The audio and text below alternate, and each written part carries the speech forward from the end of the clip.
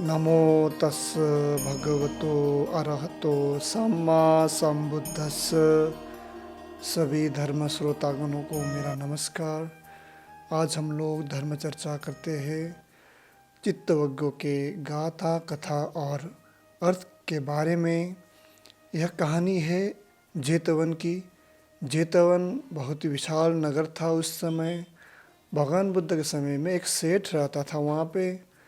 तो उनके यहाँ पे एक भिक्षु भिक्षाटन के लिए भोजन दान में वहाँ पे जाया करता था। वह सेठ एक दिन भिक्षु से पूछता है कि भिक्षु जी कृपया मुझे भी यह ध्यान साधना के बारे में बताइए, और मैं बहुत दुखी रहता हूँ, चिंता में पड़ा रहता हूँ। मैं अपने जीवन को सुखपूर्ण बिताने के लिए क्या करूँ। तब वह भिक्षु उनको बताता है कि आप अपने धन को 3 हिस्सों में बांट दें। एक हिस्सा व्यापार के लिए रखें, दूसरा हिस्सा अपने परिवार का पालन पोषण के लिए रखें, तीसरा हिस्सा धर्म को दान दें या धर्म के लिए उसको अपनाए, उतारे, धर्म में लगाए, ऐसा कहता है। वह सेठ इसी विधि से अपना काम करता है। थोड़ा बहुत तो उनको आनंद महसूस होता है, लेकिन उनके मन में बहुत सारे प्रश्न, बहुत सारे उलझने था। तो वह फिर दुखी होकर के भिक्षु के पास जाता है। भिक्षु से पूछता है कि क्या करूँ अब। ऐसा कई समाधान देने के बाद जो अपने उलझन में, अपने प्रश्नों में उलझता जाता है, तो वह भिक्षु बन जाता है। भिक्षु बनने के बाद वह कुछ हद तक ध्यान साधना का अभ्यास करता है, लेकिन फिर से उनके मन में अनेक शंकाएँ रहता है कि ये होगा कि नहीं होगा, मैं ज्ञान को प्राप्त करूँगा कि नहीं करूँगा, मुझे मोक्ष की प्राप्ति होगा कि नहीं होगा, और मैं जिस सुख शांति को खोज रहा हूँ वो मुझे मिलेगा कि नहीं मिलेगा।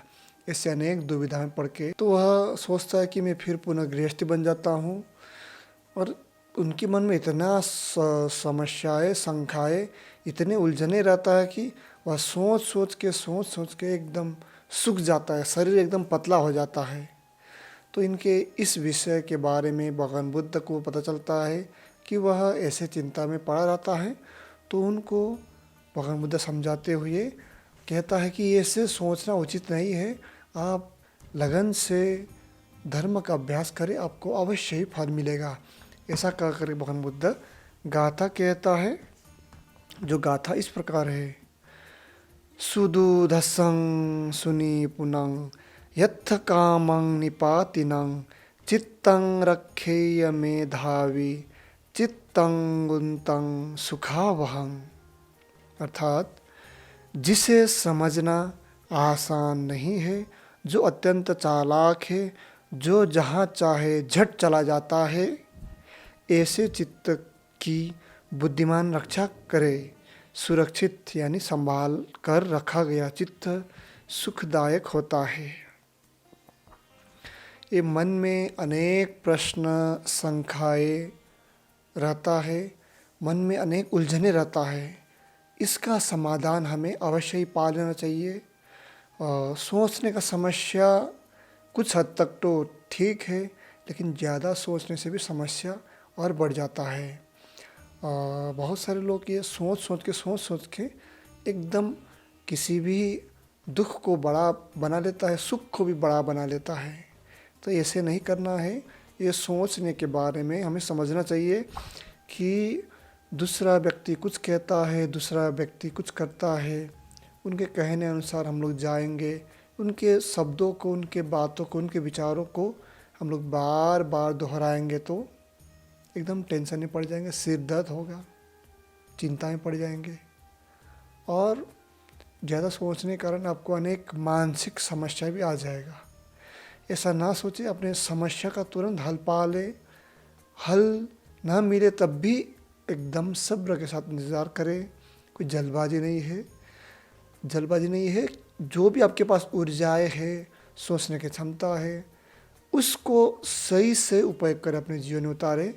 कुछ मिल गया तो उसका दुरुपयोग नहीं करना है। सोचने की क्षमता मनुष्य में सिर्फ रहता है, तो इसका भी सदुपयोग करना है।